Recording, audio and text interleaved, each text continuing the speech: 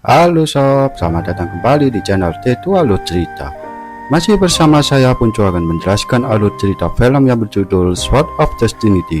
Di film ini memang banyak mempunyai kehidupan kecil yang miris karena keluarganya dihabisi oleh Jenderal Sauhan yang kejam dan haus akan kekuasaan. Ia kemudian menjalani kehidupan bersama dengan teman-teman sejawatnya. Lalu, seperti apa kisah selanjutnya? Langsung saja ya guys, kita simak bersama-sama. Di awal film dikisahkan Kaisar menurunkan Tita untuk merampas semua senjata yang berada di kerajaan.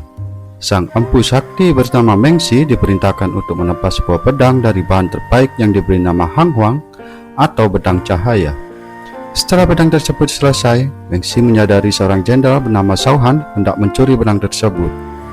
Karena itu, dia menempa pedang kedua yang diberi nama Cheng Ying untuk berjaga-jaga dari hal-hal buruk yang bisa terjadi. Sesuai dengan prediksinya, musibah terjadi sebelum pedang Cheng Ying selesai. Suatu hari, Jenderal Sauhan dan pasukannya menyerang rumah Mengxi. Anaknya yang bernama Meng Yan lari ketakutan saat penyerangan. Mengxi yang sedang menempa pedang kedua dengan segera menyayat tangan anaknya. Darahnya mengalir menyatu dengan pedang Cheng Ying. Para pengawal yang ditugaskan oleh Kaisar untuk menjaga rumah si empu dibabada habis oleh jenderal kecil ini. Terlihat pedang pertama Hang Huang yang seharusnya dipersembahkan oleh Kaisar, sedangkan pedang Cheng Ying yang masih tumpul langsung diserahkan kepada anaknya untuk dibawa kabur.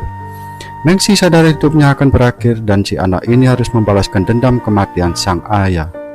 Singkat cerita, 12 tahun kemudian, seorang pendekar yang sedang melintas dicegat oleh para bandit yang terlihat konyol sekali tingkah lakunya. Dia memaksa pendekar itu untuk menyerahkan uangnya. Ternyata bandit ini adalah Meng Yang yang sudah beranjak dewasa. Dengan senjata buatan ayahnya itu, dia mengancam si pendekar. Tak diduga, pendekar ini melakukan gerakan yang super cepat dan mengarahkan pedangnya di Meng Yang. Dengan aba-aba dari Meng Yang, dua teman yang sama-sama edan itu menembakkan anak panah kepada pendekar itu. Sebenarnya pendekar ini dengan mudah sekali mengalahkan tiga bandit bodoh ini. Namun, karena dia melihat pedang sakti yang dimiliki oleh Meng Yang, pendekar ini memilih untuk pergi dan memberikan giok kepada mereka. Pendekar ini berharap suatu hari Meng Yang layak memakai pedang ini. Meng Yang dan dua temannya melanjutkan perjalanan hingga sampai di Kota Merah. Terlihat ratusan pengungsi memaksa untuk masuk ke gerbang kota. Rakyat jelata ini ketakutan setelah komplotan pemberontak berdatangan di desa melakukan pembantaian. Pangeran Du yang berada di kota itu menugaskan komandannya yang bernama Tuan Lu untuk membukakan gerbang agar para pengungsi ini bisa masuk. Scan berpindah kepada seorang gadis bernama Xiao Ye yang sedang membawakan makanan kepada anak-anak yatim piatu. Mereka berharap Meng Yang pulang membawakan makanan lagi untuk mereka. Kemudian Meng Yang memberikan giok yang dia dapatkan dari pendekar itu untuk diberikan kepada Bos Xing agar bisa membeli makanan.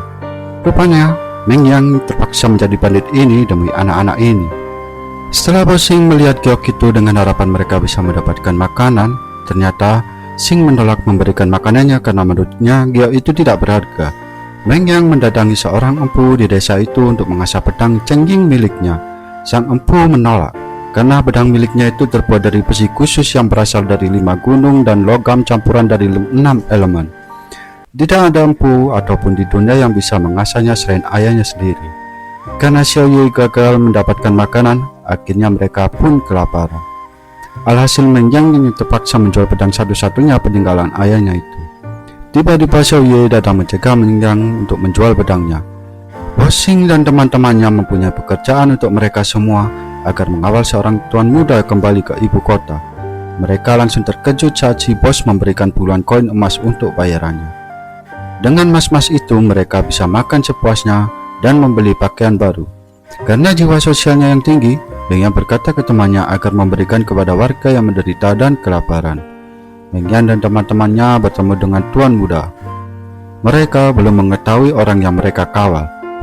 Faktanya adalah seorang pangeran dari kerajaan yang dibenci oleh masyarakat. Sementara itu, Tuan Lu menugaskan anak buahnya untuk mengirim pesan kepada seorang bahwa pangeran telah berangkat menuju ke ibu kota. Meng Yang baru menyadari Tuan Muda Duo adalah seorang pangeran setelah mereka sampai di sebuah penginapan. Meng Yang awalnya kesal dengan pangeran baru karena memberitahunya sekarang juga. Sedangkan perjalanan mereka ke ibu kota bukanlah perkara mudah dengan berbagai halangan dan rintangan. Meng Yang hampir membatalkan perjalanan ini karena kaisar dianggap tidak mempedulikan rakyat miskin. Tiba-tiba segerombolan penjahat dan penginapan ini dan komplotan pembunuh bayaran ini datang untuk membunuh pangeran. Dengan kungfu yang seadanya, Meng Yang berupaya melindungi pangeran, begitupun dengan teman-temannya. Mereka ikut bertarung meskipun dengan kungfu yang seadanya. Pemimpin mereka ternyata membawa pedang Hangguang yang ditempa oleh ayah Meng Yang. Pangeran Do yang memiliki ilmu pedang di bawah mengalami kesulitan untuk melawan pendekar itu. Pendekar ini menyerang Pangeran Do tetapi ditempis oleh Meng Yang dengan pedang miliknya. Kepada penjahat ini, Meng Yang mengaku sebagai pembunuh nomor 1 dari Ji Wu Liu. Terkejut dengan kemampuan pedang yang dimiliki oleh Meng Yang, komplotan pembunuh bayaran ini memilih untuk mundur. Tiba-tiba penginapan ini habis terbakar. Meng Yang terkejut karena ternyata penjahat itu adalah Ji Wu Liu dari Pelangi Putih. Demi keselamatan mereka, Pangeran Du meminta Meng Yang dan teman-temannya untuk pergi. Kaisar memanggil kembali ke istana untuk menyerahkan tahta kerajaan kepadanya. Meng Yang mengambil keputusan untuk mengawal pangeran kembali ke istana seorang diri. Xiao Shu dan teman-temannya ditugaskan kembali ke desa untuk menjaga anak-anak yatim. Di sebuah persimpangan mereka menemukan beberapa mayat tergeletak yang diduga para pemberontak. Pangeran Du pun memutuskan untuk melalui jalan kecil yang dipenuhi para pemberontak. Anehnya, Meng Yang meletakkan sebuah giok yang menuju jalan kecil ini.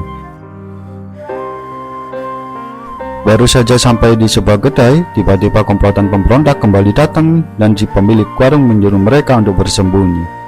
Meng Yang tidak bisa menahan dirinya untuk membebaskan si bapak yang dibawa pergi oleh pemberontak ini. Namun Pangeran Du mencegahnya. Karena bagi pangeran, baginya rakyat kecil dan para pemberontak ini sama-sama rakyatnya. Saling membunuh tidak akan ada habisnya.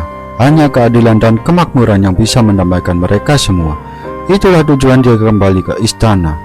Kala itu Kaisar memberikan perintah untuk memusnahkan karya klasik dan merampas seluruh senjata di kerajaan. Karena Pangeran Du menentang, dia dibuang ke Kota Merah. Tiba-tiba si pendekar muncul. Ternyata Meng Yang lah yang sengaja meletakkan giok itu agar bisa kembali bertemu dengannya. Mereka berdua sama-sama mempertanyakan sumber pedang yang mereka miliki. Tiba-tiba terdengar suara dari gerombolan pemberontak. Sang pendekar memutuskan untuk mundur lagi. Padahal mereka adalah teman-teman Meng Yang yang sengaja menyusulnya. Rasa persaudaraan yang tinggi membuat mereka tidak bisa terpisahkan. Tadi itu si pendekar komplotan kembali muncul mengejar mereka semua. Dua teman Meng Yang memutuskan untuk kembali menahan mereka dengan nyawa taruhannya.